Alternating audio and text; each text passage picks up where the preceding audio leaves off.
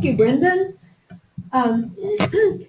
Many of you actually attended our session last week, and as you'll remember, we had some ground rules. And the main thing is, as you heard from Melissa, is to be a part of the discussion. Please contribute. We have a lot of talent, and we have your own local perspectives that we want to make sure gets shared. Give everybody a chance to talk, to chat. Focus on the topic for this week, and you'll hear more about that from Lawrence and a little bit more guided with that. And you can go ahead and introduce yourself in chat. We did this last week, and I think a lot of you are the same folks who came last week, but I think it's always good to put your name in and where you're from. Others who are attending, it's helpful to them because they'll say, oh, I heard that Jay is doing this, and so they may get touch base with you on that. So that's the ground rules. So I am now going to give our discussion over to Lawrence Webster, who all of you met last week. Well, hi, and thank you, Sandy. Hello again, everybody, and hello for the first time for those of you who weren't with us last week. I'd like to add a little bit to housekeeping. First of all, I am getting a few blippy ins and outs audio-wise on my end, so if any of you have trouble hearing me, please say something now or at any time that happens. I'm hoping that I sound clear. I am clear, says Brendan. Thank you. And you sound good on our end, yeah. Okay, great. The other thing I wanted to say is do use the written chat part for specific ideas or things you're doing that you want to share. We had some terrific ones last week in the discussion, and I was glad to see most of them came up again in the chat script. So we could capture them and sort of compile good ideas, and each of you could have those and know who to talk to about particular things in the future. Because one of the things we'd like to do is build a community of interest, people who are engaged in this whole marketing endeavor for their libraries, and you'll know each other a little bit and know who to call if you want to work with millennials or seniors or online presence or whatever. Okay. And I just also want to acknowledge for myself that I'm very used to talking with a lot of people in the room, and when I say things like, okay, I'm always looking at my own office here looking for heads nodding, so if I sound just slightly awkward, I'm getting used to this medium. All that said, today I would like to focus a little bit on the material during those second three presentations, the short videos, and I want to find out from you let's start with target audiences and specific messages. I'd like to know what you've done or what your thinking is for your library. What's the most important audience segment, target audience that you want to reach, and what is your thinking about getting to them? What kind of message will you frame about your library for them? And anybody who'd like to jump in is fine, and chat ideas also. And when you speak up, go ahead and give your name, your full name the first time around. The second time around, you could go by your first name.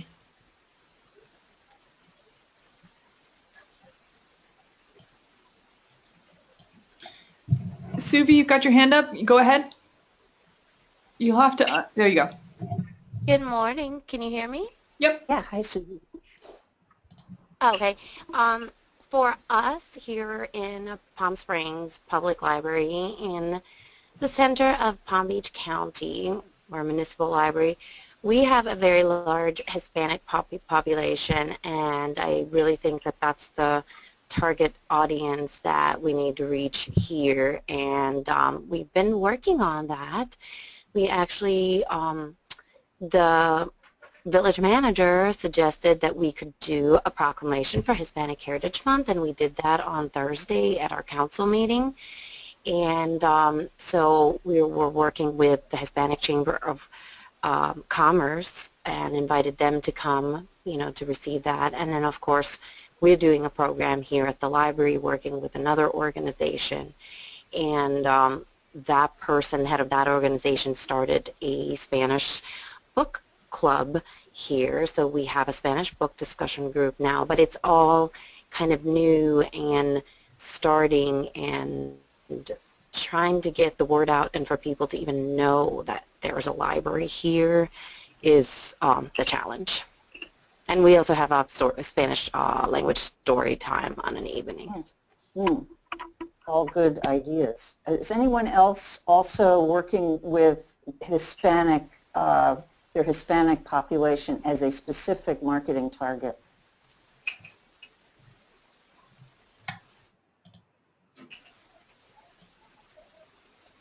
And have you thought about what about the library would speak, if anything in particular, what kind of message, what kind of way is it useful to talk to this particular audience?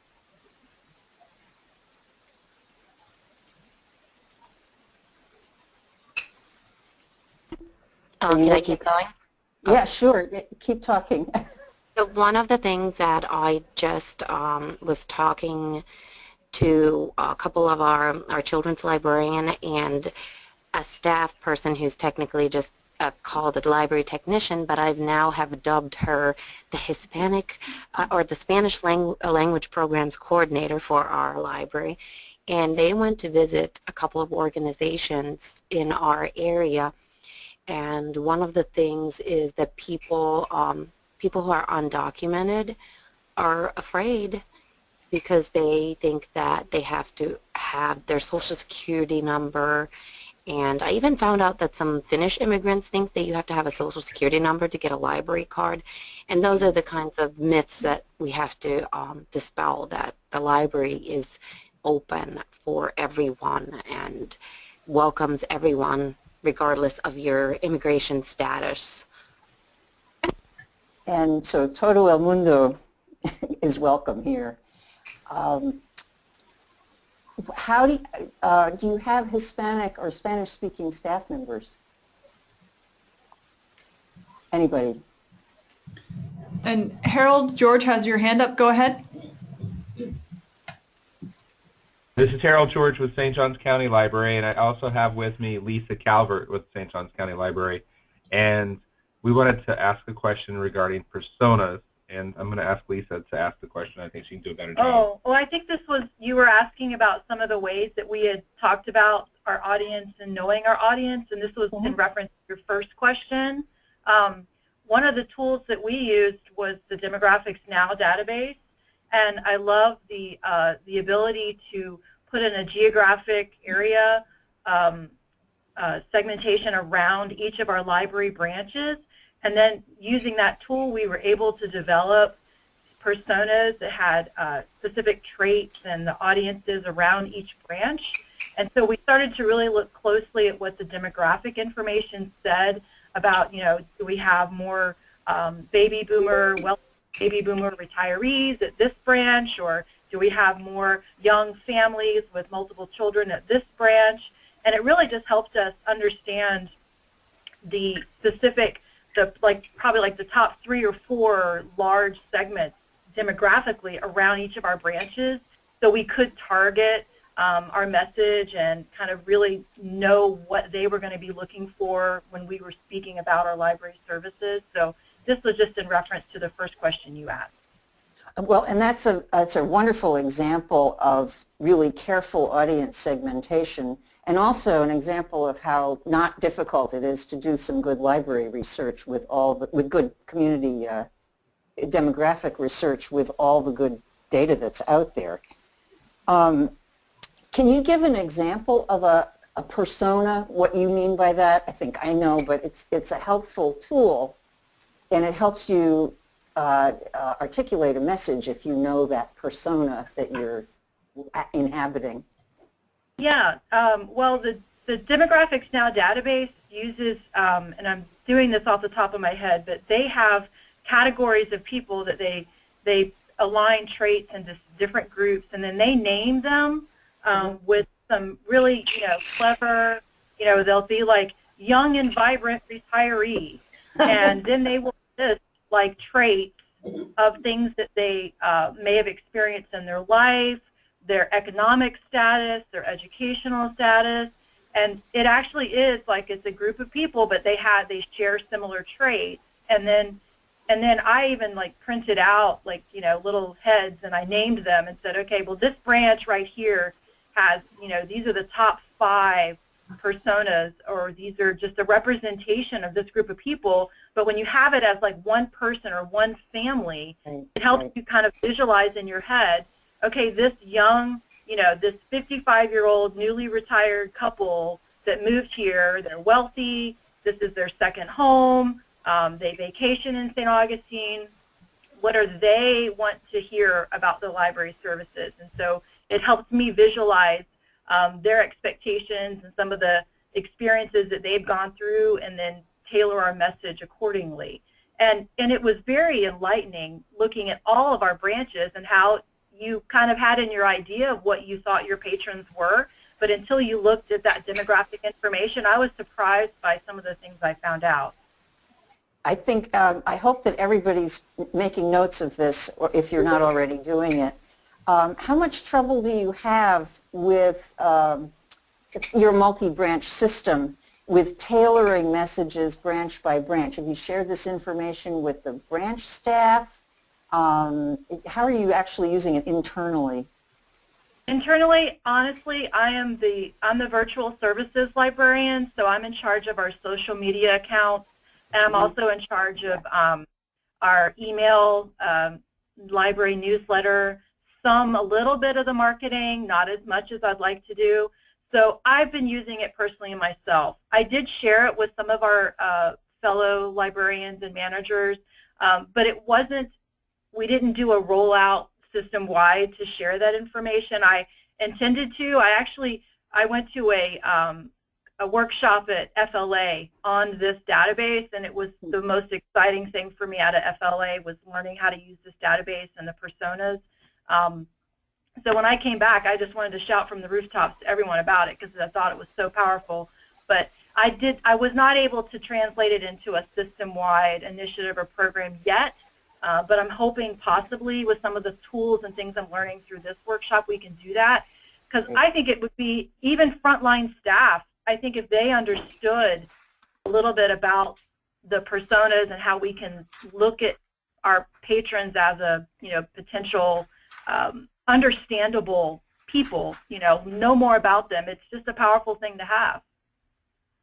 It sounds like an extremely useful tool. If I were handing out assignments, I would say to everybody, okay, all of you, go to Demographics Now database and take a very good look at who's living in your community.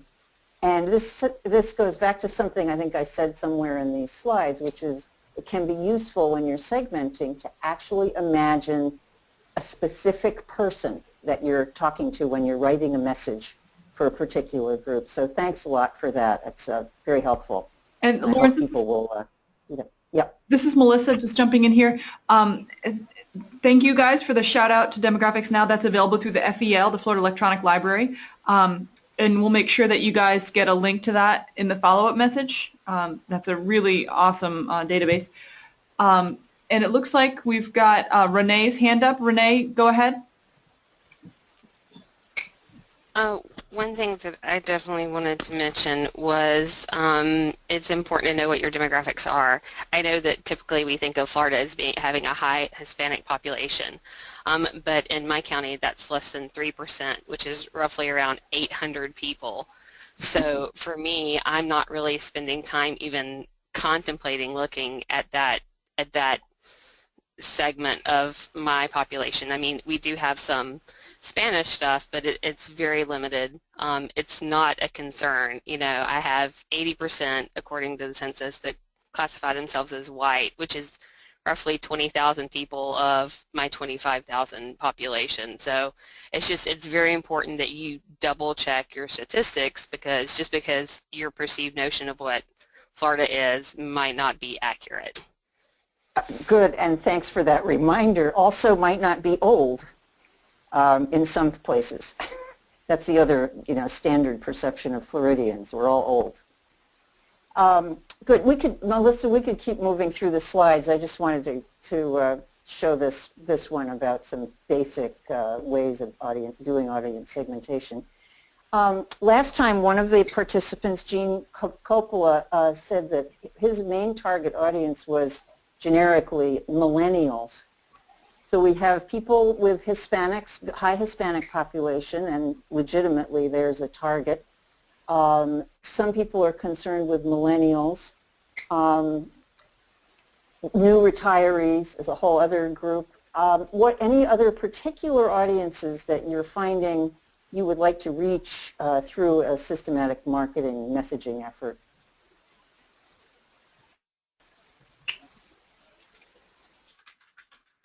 Oh, Ukrainians in Northport. I'm enjoying the chat as well here. Teenagers, yeah. Anybody have any suggestions about teens? Or what's worked, what hasn't worked?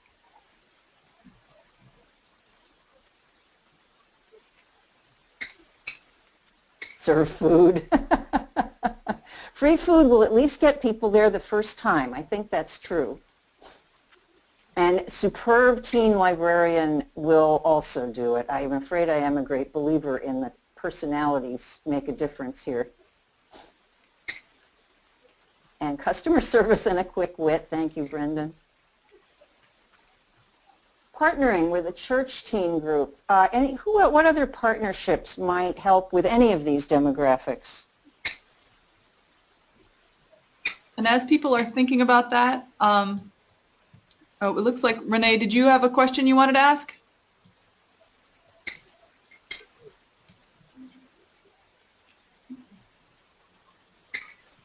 Okay, no problem.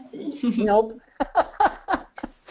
Okay, good. Well, thanks. It sounds like you have a few rather general demographics. Sometimes just Hispanics isn't sufficient. You want Hispanic children or young families or older people or new Americans or new arrivals.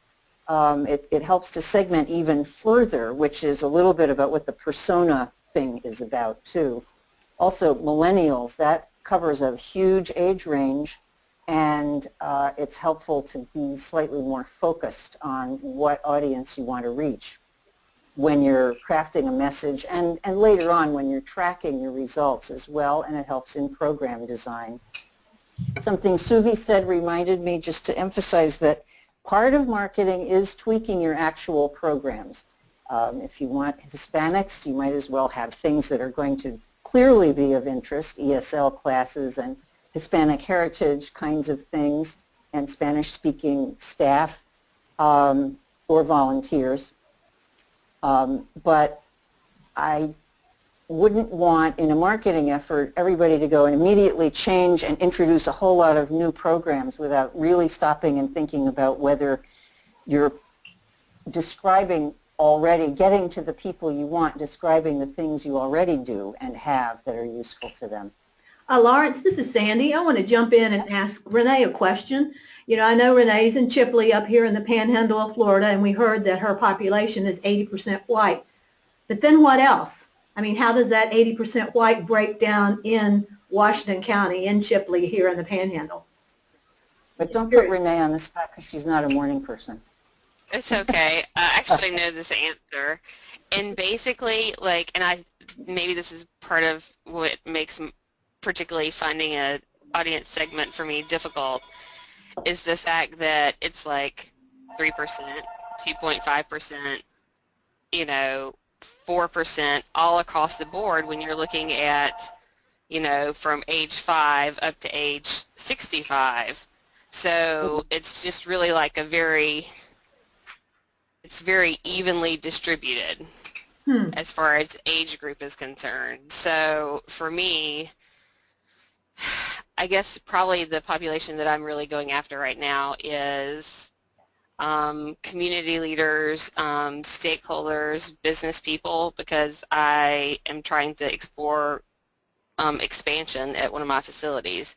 So I'm building the case for this among those people who I know that are kind of politically active, so that when March rolls around and I have to deal with the legislature, hopefully because I'm ranked, then, you know, those are the people that are going to call their legislator. That's a good point. In the third segment of this course, in the next segment, we'll be talking I'm talking a lot about word of mouth and building support among influential people in your community, which is a key to marketing, one of the keys. And that certainly is an important audience, particularly if you're looking at expansion or you're underfunded, let's say, under-resourced in a number of ways, or just lack of awareness. If your influential people in town suddenly know a lot about you, that's going to help. I have a little story to tell. I think this happened in Pensacola many years ago, where the head of the library needed something, and I don't remember. It was a public policy funding issue. And the head of the Friends of the Library talked to her pastor, who was on the ecumenical council, or the group of pastors that meets every whatever, but she arranged that for one Sunday, every pulpit in town, from every pulpit in town, there was a message about the library saying, support it this way or that way. And I've always thought that was a really kind of textbook example of using an influential group that's a natural ally and using, I mean, in the kindest way, partnering with a group to get your message across, to let someone else carry your message to the people you want to have hear it. So I don't actually know the results of that. I just thought it was a great idea. One other thing on this message audience thing, I'd love to hear what people are doing, what they're actually saying about the library to any particular group. You'll see the slide that's right now up talks about selling your benefits, not your inventory. In other words, you don't go to any population and say, here's a list of all the cool stuff we have. You say instead, do your homework at the library, or sit down and, you know, come to the library club and read your paper. Or you're selling something that enhances people's lives. Finish school at the library. And how are any of you handling that particular issue? Lawrence, well, people are thinking about that to answer it. Suvi's got her hand up. Suvi, go ahead.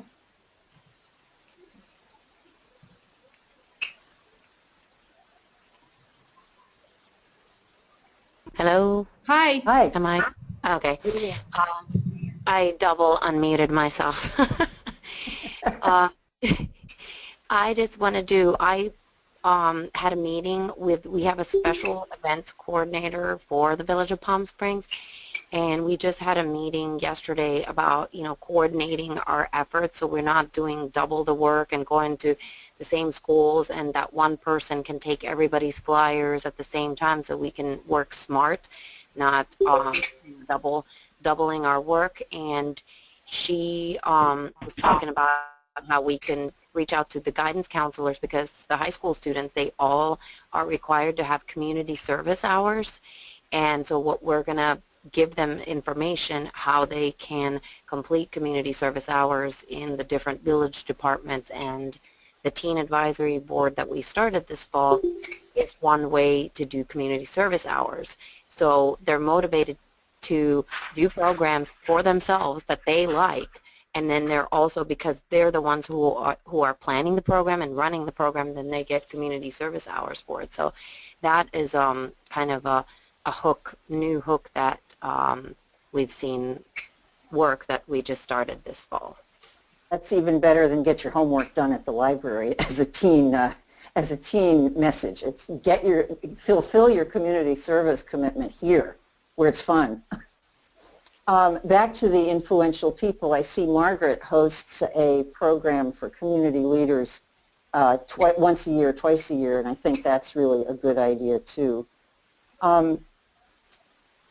Okay, anything else? Of course there's more. I acknowledge that any one of these topics is worthy of a day's workshop or a whole course, but we're trying to touch on a lot of important things. I am interested also in in what you found, when thinking about audience segmentation and, you know, looking at the presentations and just thinking about it a little bit, what questions you might have? What wasn't covered? What did you leave feeling sort of scratching your head and saying, I'd like to know more about X? Here, keyboard.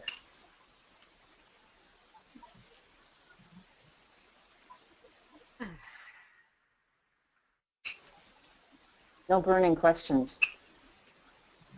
Good, I think.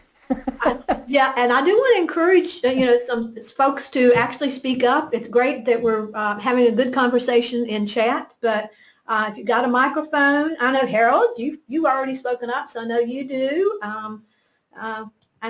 So please go ahead and speak up and have an observation or a question for Lawrence. It's okay if you don't. We don't want to put anybody on the spot, but oh, come on, I do. all right, Sandy can.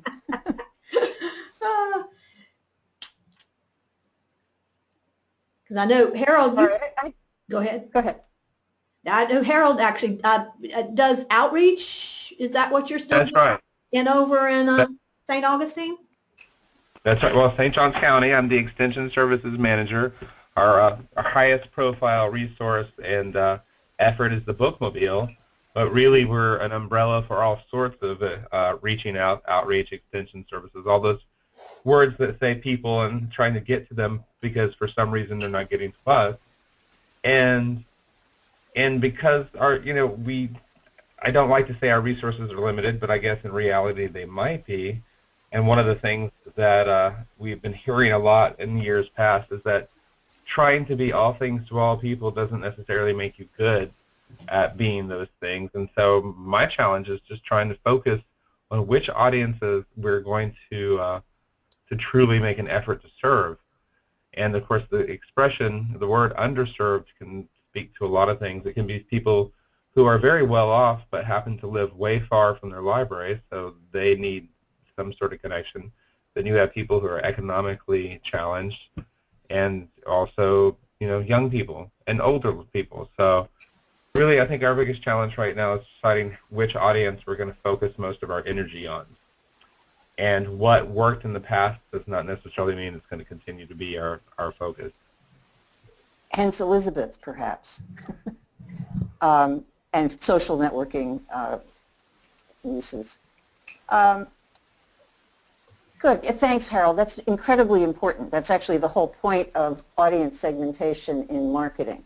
Before you can describe how you're going to benefit someone's life, you have to know what that particular someone, or persona, if you will, needs, wants, and would be delighted by, all those different kinds of things.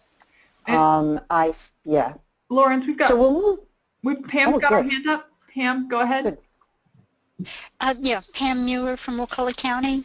In addition to the teens, which there was some really good ideas for them, our middle school group, they come in with parents and, they get the summer reading books and they read the books, but is anybody doing anything great program-wise to kind of get them in? Our Lego club we thought would bring them in, but it brings in the younger ones.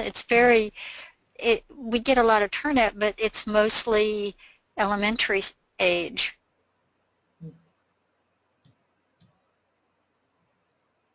Yeah, good question.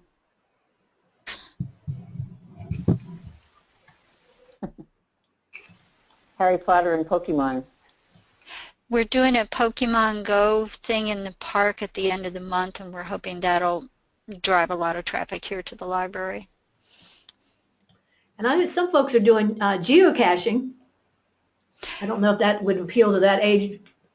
I know very little except an FLA program that was really good. I have a 65-year-old friend who does it constantly and is almost addicted. It's interesting. Seems related to Pokemon Go and the same mechanism in your head. Because it's not that the middle schoolers don't use the library. They do. They check out books all the time, and and I don't know whether it's because they don't have a ride to get here for programs after school, like the high school kids can take the bus after school. I don't know what it is, but there's just a gap there. There's robotics, and there are a lot of ideas coming up on chat. Maybe they're over-programmed. Too. I mean, a lot of kids who are in school all day in classrooms don't want to sit and listen to someone talk again. Yes, and we just started a coding class in order to learn to code for our little robots that we have, and Ooh. that had a good turnout. But again, there was the 7th and 8th graders, in pre-high school, that kind of group, it just didn't go for them. The 5th grades, the 4th, 5th, and 6th grades were there, but the 7th and up, they just tuned out. They just don't seem to want to do library programs, and we'd love to have them. Yeah, of course you would. Maybe in some cases with marketing efforts, if they're still coming in the library, they're still using the library, they're checking out books, they're coming in and doing their homework, if you just stay in touch with them, and maybe you want to put your efforts someplace else about whether they're coming to programs or not, but make sure they know what's available for them online for homework help, make sure they know what you're doing with robotics and anime and geocaching and all the other things. And then, maybe you've done your job this year for them, and you could focus a marketing endeavor on another group. We've got a lot of good ideas coming up on the chat session, so you will get this log. We're going to sort of move to the next part, which is about branding and about then beginning to talk about the different message channels, how to get your message through. And I think, Margaret, somebody also just posted one problem that comes up in large library systems with Facebook or Twitter or any of the social media, which is it's centrally controlled. And individual librarians or branches can't just post things and use it freely the way you would use a personal social networking site. And I acknowledge that that's a difficulty, and I am of the opinion that these social media should be opened up with maybe a lot of guidelines or some training for anybody who's going to be authorized to post about the library persona, so that you don't get, rank mistakes. But I personally, again, I'm of the opinion that rank mistakes are better than having a stilted, stiff, and unused, say, Facebook or Instagram presence. Does anyone else have a difficulty with that, or do you want me to just call up the library director and make your case? That was a little bit of a joke, but I know that this issue of central control in large systems is an issue.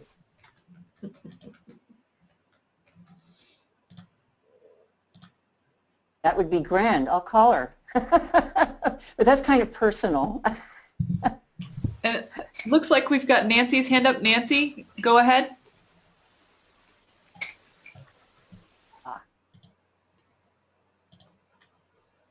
Nancy, you need to click on the little microphone icon next to your name. There you go. There we go. There we go. I say that we have a Sarah Burr with me as well, that she serves as the systems, but in the past year we've had each branch their own Facebook page as well. So she can post events, but we can also do it at the branch level.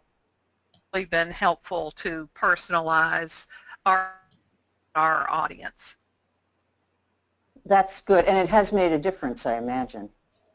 Yes, it has. Yeah, I see Pam too says they can all post, and it really helps get the word out. Now, Brendan and also Renee bring up a really good point. There are legal issues around a lot of things, particularly record keeping, and other possibly sort of unknown nervousness about liability for unknown something.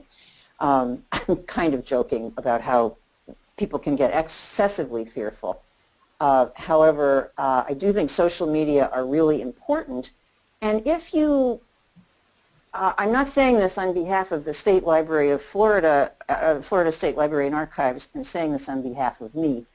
But if you need to make an end run and you have a Friends of the Library group or a foundation board or a group that isn't hierarchically tied to the library but loves the library and knows about it, it's possible you could work with them to develop a very robust Facebook or Instagram or Twitter or any other presence.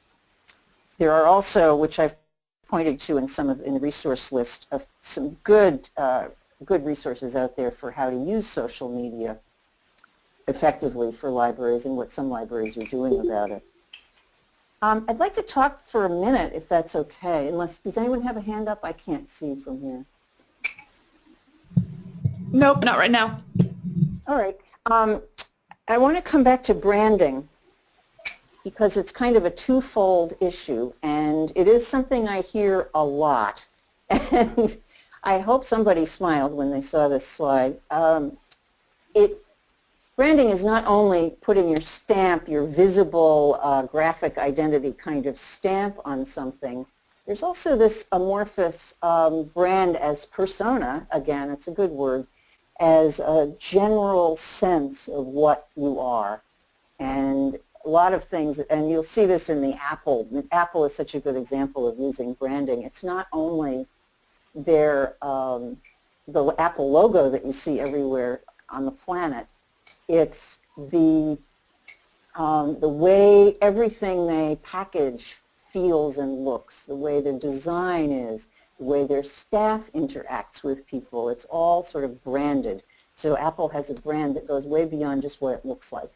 And so both issues are an issue. But I also hear an awful lot about we need better branding. And I'm not really sure always exactly what people are talking about when they say that. You might need, is it a good logo?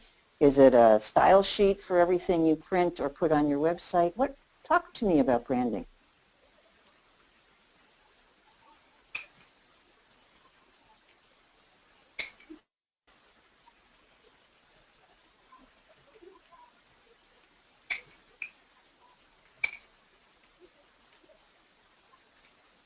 So Suvi's thinking mostly about the visual part of it and how things look. And that's, of course, definitely a key component of branding. That's somehow at the center of it.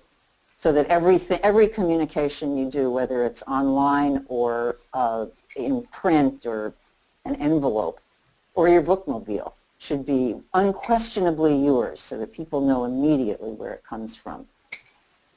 Nancy's expected to use the system logo, right?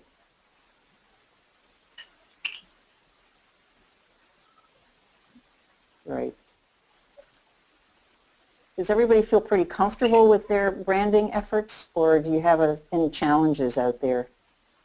I know there's some challenges if you feel as a branch or as a part of a town, if you feel forced to use branding that is given you on high, that can be a little frustrating.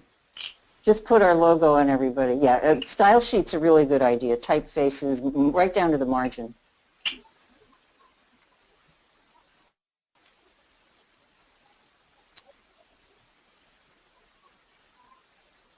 Good. Well, it's a useful way of thinking about creating your identity, a part of your identity, and being instantly recognizable.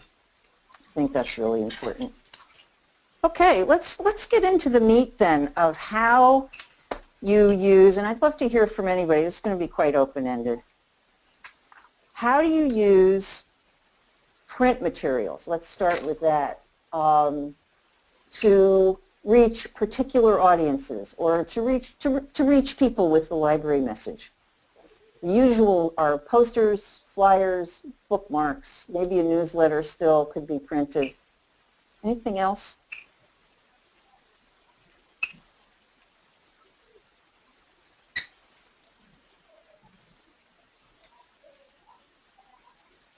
I can tell you that years ago I used to hear wistfully from librarians who wanted to learn marketing, we need a better brochure. And I would look in closets in libraries and find stacks of thousands of brochures that had been printed that nobody bothered to distribute. So the distribution of these things is really important. I'd love to hear too, where are you putting your flyers and brochures? And this is Sandy, and I'm curious too, since I've been here at the State Library for a good while, how has that changed over as we've moved into the social media and electronic access and all that? You know, are people still doing the same number of hours, you know, handouts that has the library hours? I would imagine probably not, since one can look it up a whole lot easier on the smartphone.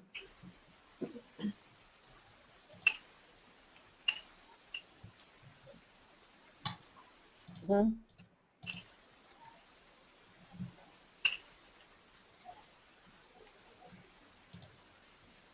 So what's the feedback on that? I'm really am curious. How are you switching from, how much print are you still doing versus the other avenues?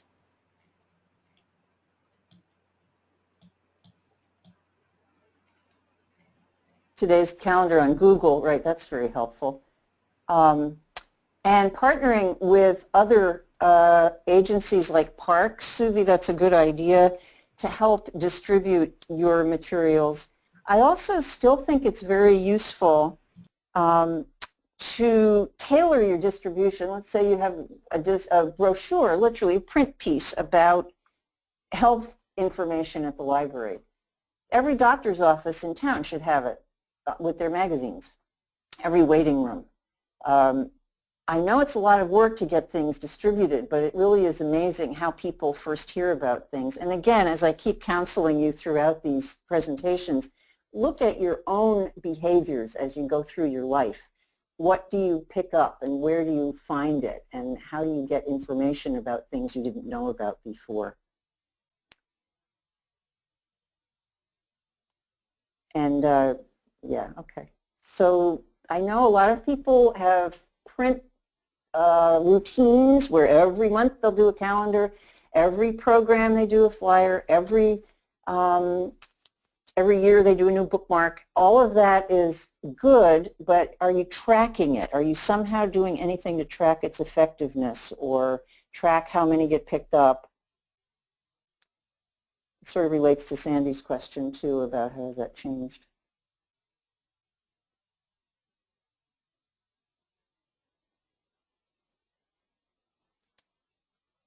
All right. Gee, last week everybody was very talkative, and this week. Yes, I know that everybody's thinking. And it's almost like you're a whole different group of people. I have my hand up. Oh, okay. Sorry. I can't see hands, so let's blame Melissa. She's got big shoulders. I was just going to answer that question and say that we try to be very responsive to the people that come to the desk because, you know, it's very small library, small community. We used to have what was called a reader, kind of like a booklet, and I realized that not many, first of all, it was a lot of pages, it was a lot of color ink, and not everybody was really, not only a few people picked it up. So we went to a monthly flyer that's back and front and instead of doing the reader, and then we have the new book list separate, so they still get that information, but it saved a little bit on the ink and money. And we do print a regular monthly calendar because there's a few people who really like their calendar set up. But we print, you know, as they go, unless we're taking a specific flyer to schools or something like that for a specific event. But we try to really, you know, look at what the demand is. Save trees and be effective at the same time. Yeah, good. And Renee's got her hand up too. Renee, go ahead. Actually, we've really, first of all, I don't have like anybody that does dedicated marketing, and we don't really have a print budget. I can't really afford color. Let's just be honest. Yep. I'd rather you know, buy more books that I know are going to get checked out than, you know, print out something that is going to make it onto the floor of the foyer of the library before it makes it out the door. So really, I would say that, you know, I'm not doing a lot of printing. I'm really, you know, aggressively pushing the small town feel, and, you know, I mention something and actually I find out sometimes if I don't hand anything out, then I actually get more response. So I had talked to one of my friends group, their monthly luncheon, about what was going on at the library, but because it was an unexpected event because their regular speaker canceled, of course I found out like the night before, so I didn't have time to like generate something. So I didn't generate anything, and I've gotten actually more questions because they didn't get a sheet about what we were doing. And then it ended up being another opportunity this week to speak to another local group, a women's church group, that would probably not have happened if I had actually provided like a handout. So I'm entirely okay with not printing. Yeah, thank you, Renee. And I think that is one end of the continuum, and it can be a perfectly legitimate approach to take. I'm buying books, not paper to print things on. If you end up in your community where you find a very specific target audience that really needs print, I'm sure you'll know that and go ahead and use it because it's important. If you've decided from an overall marketing perspective that that's an important audience. But in the meantime, if this is working, that's good. And again, in a small town, you're going to hear a lot from me about word of mouth in the next segments. Word of mouth can work very much in your favor. And Lawrence, this is Melissa jumping in. We've got about 11 minutes before we are out of time. Oh, okay. Josephine's got her hand up. Josephine, go ahead.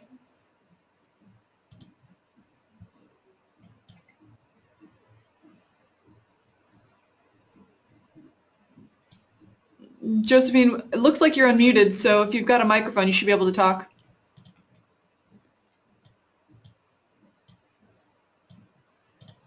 Okay, well, if you don't have a microphone, you can type your questions into chat, but otherwise we should probably carry on since we're running short on time. Okay, we can keep moving. And you said another couple people. There's another couple of people. There aren't with hands up? No. Oh, okay. Sorry. I thought there were some others with hands up. Who uses email? Good old-fashioned email.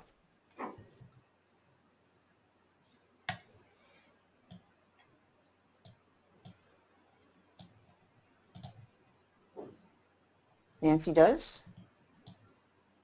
Some people do, some people don't. Have you discovered that email is effective or not?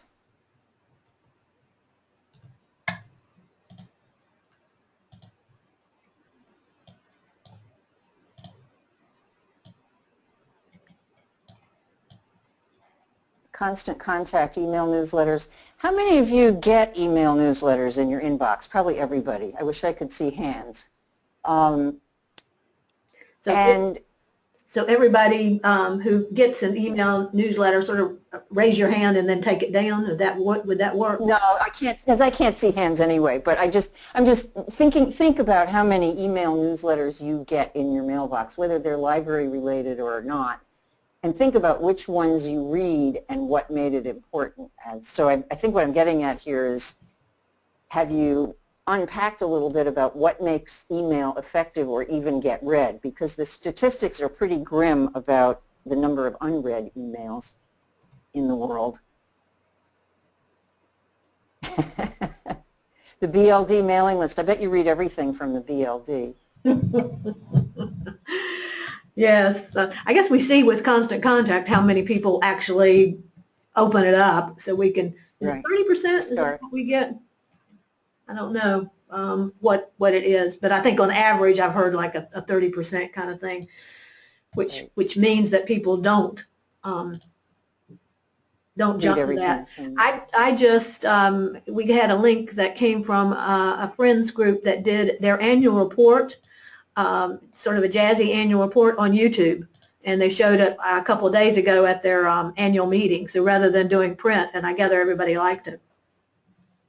I didn't talk much about YouTube in the presentation, but library videos are increasingly easy to do, and there's more and more help out there if you decide you want to do it. It's help for the amateur. It's worth a try, and it will help. Staff have great fun with this, as do some friends groups.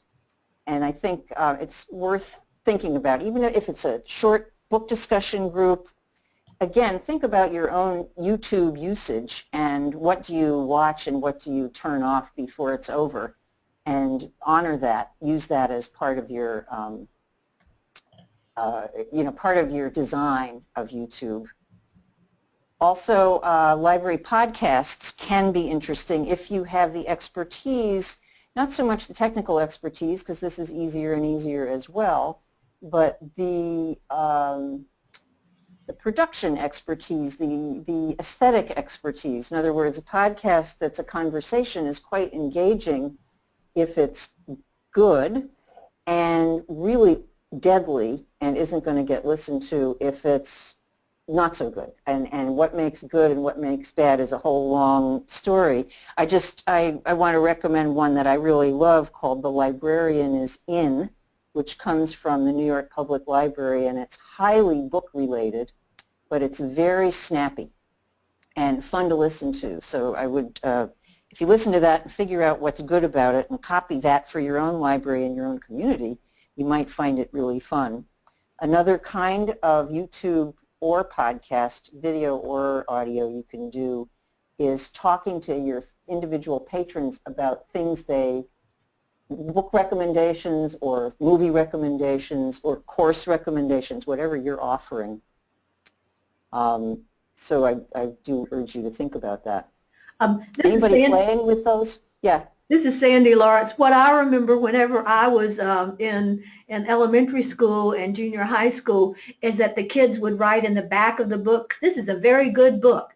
And when I would tend to check out those books that where somebody actually made a comment inside the book, which I'm sure drove the librarian crazy, but it helped me in picking out my books.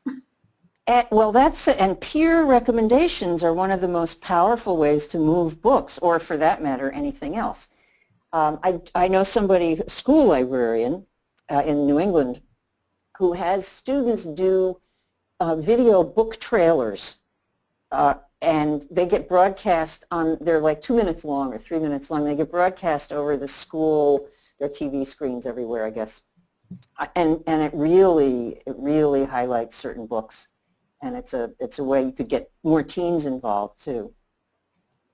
Little kids as well, why not, you know?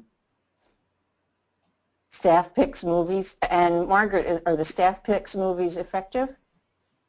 The whole staff picks this and that and recommends it? Very, yeah.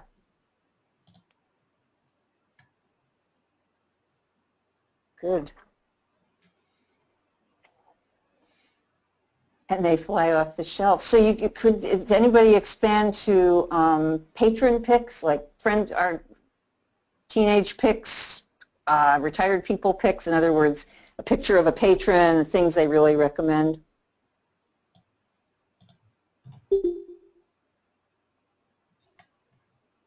All right. And that's the read posters, where you actually have a picture of a leader holding supposedly their favorite book, or whatever politically they want to say. Or their library thing, right? Yeah. Right, exactly. Once again, I guess sort of to wrap this up, these second two presentations were really a quick beginning of looking at all the different ways we market, in other words, all the different delivery channels for your message to a particular audience. And it can be dizzying how many of them there are. I acknowledge that, and I also like to sort of point out that the old 80-20 rule, which is that 80% of your results come from 20% of your effort. So if you focus on the things that will bring you the greatest return, it's worth thinking about. If you've been spending a lot of money and time and effort on beautiful flyers and brochures, but they're not really making a difference, you might tweak that or spend a month or 3 not using that and refocusing that same time and energy on a different channel, a different method of communicating. We didn't talk too much about websites. We've got about 3 more minutes, I think. Does anyone have anything they want to ask or share about website usage as a marketing tool? And this is Sandy. While people are doing that, I'd love to get some feedback from the people here in our virtual room about the format of this week and last week, and anything that can inform what we do next week. So, you know, what have you liked about the discussions and the recordings, and also what you would like to suggest changing or other topics, you know, sort of on into the future. We'll do a more formal evaluation, but I was thinking we could go ahead and get some feedback from those of you just in chat.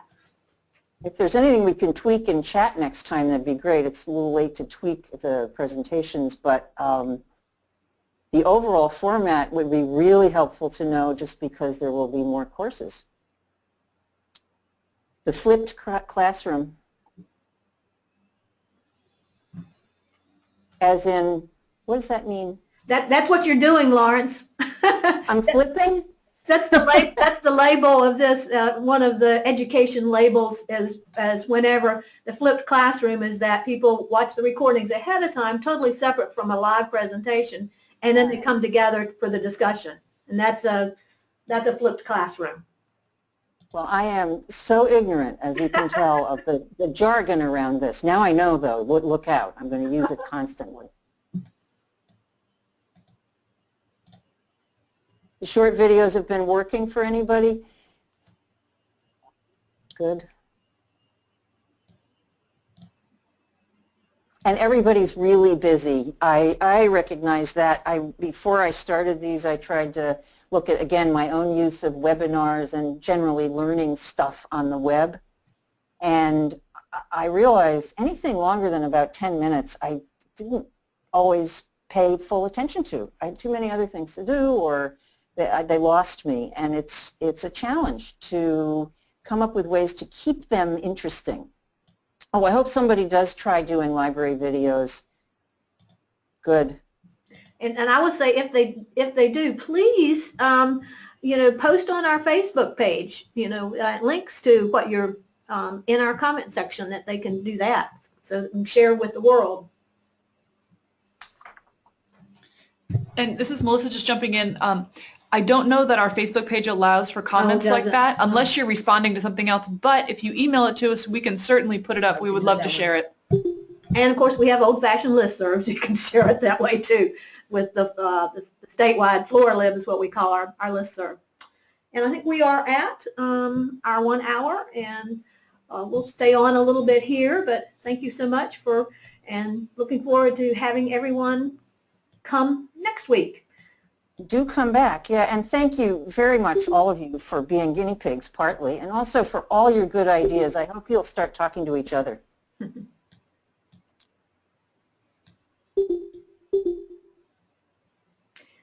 Lawrence, what we can do is stay on a little bit and do a little bit of debriefing with you. Absolutely.